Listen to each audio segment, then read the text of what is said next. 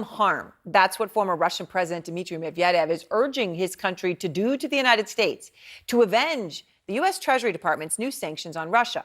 Now, these sanctions have sent fear and anxiety through Russia's financial system. State media has reported that major banks were blocking customers from withdrawing cash, and that was coming from state media, so consider that. It comes as Putin is sending a nuclear-powered sub and other warships to Havana, just 90 miles off the Florida coast.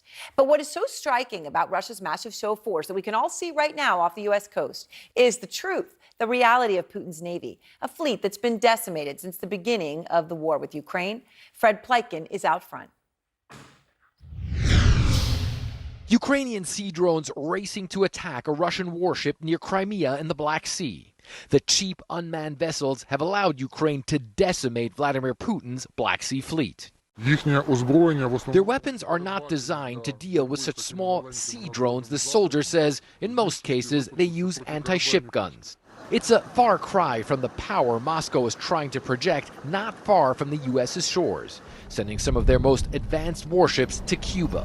Russia's Ministry of Defense saying that the frigate and a nuclear-powered sub, quote, practice the use of high-precision missile weapons by computer-based maritime simulation at the ship-based groupings of a mock enemy. Vladimir Putin has invested heavily in Russia's Navy, which now has a permanent base in Syria and boasts hypersonic missiles. It's no paper tiger, but also not an invincible force, as Ukraine has shown. Ukraine's sea drones, as well as sabotage and air-launched missiles, have destroyed about one-third of Russia's Black Sea fleet since the spring of 2022, Ukraine says,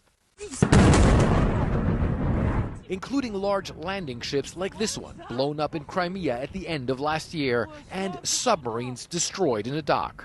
The Russians have even lost the flagship of the Black Sea Fleet, the Moskva, to what Kiev says was an attack by Ukrainian-made missiles. And the fleet's headquarters in Sevastopol was struck by missiles last year. The repeated humiliations pushing Russian ships further and further away from Ukraine and eventually leading to the dismissal of Russia's Navy chief in March. Not so long ago, Russian state media would celebrate the Navy's single aircraft carrier, the Admiral Kuznetsov, the jewel in the crown. But the ship has long been plagued by mechanical problems and has been in dock for years in Murmansk. Some Western analysts predict it will never set sail again. Despite Putin's glorification of Russia's naval prowess, many of its warships appear vulnerable to both air and sea attacks and lack the technology to compete with Western navies or even cheap maritime drones made in Ukraine. And Aaron, the Ukrainians say that while the Russians might be gaining ground in other areas, they feel that they've really hurt Moscow's Black Sea fleet and essentially rendered it ineffective. And the Ukrainians say they will continue to develop those sea drones to hurt Vladimir Putin's naval forces even more. Aaron? All right, Fred, thank you very much. Patrick, if everybody is downplaying this, why did the Russians send this armada, it almost looks like an armada, to Havana?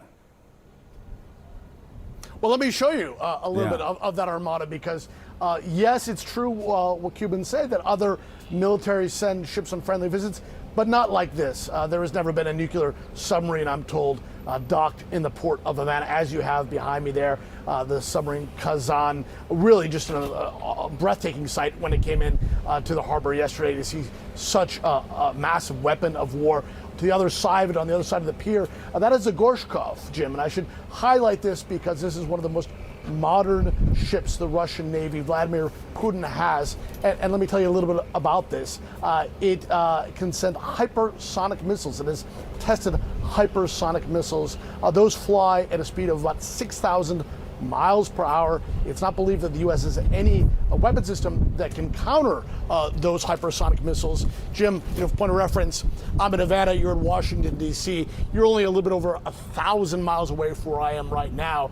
So while these are a peaceful visit, we are told they've left the nuclear warheads at home. The Cuban Ministry of Defense says the vehicles, the vessels behind me, are anything but peaceful.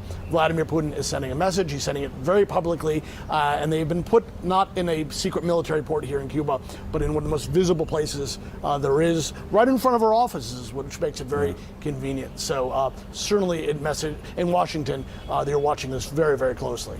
Yeah, I mean, Patrick, as the son of a Cuban refugee who came to this country right before the Cuban Missile Crisis, I mean, I just kind of wonder what the reception is in Havana, and what do folks think? Are we seeing echoes of all of that, echoes of that chapter in our history, or do folks just sort of shrug their shoulders and say, okay, the Russians are in town? You know, it's interesting because certainly the Russians have come here throughout the years, sometimes secretly, sometimes more publicly, but never like this before. And certainly among certain, a certain class of Cubans, there's a nostalgia for the way the economy was better under the Russians. Let's face it, most Cubans have relatives in Florida. Most Cubans receive remittances from those relatives. They follow U.S. music, U.S. baseball. There is an affinity, a much greater affinity with the country that is closer to them. So for many, many Cubans that I know, they look at this and they feel it's a return to the not so great days of the past. Interesting. All right, Patrick Ottman, we'll stay in touch with you. Fascinating developments there in Havana. Always appreciate your coverage, your reporting. Thanks so much.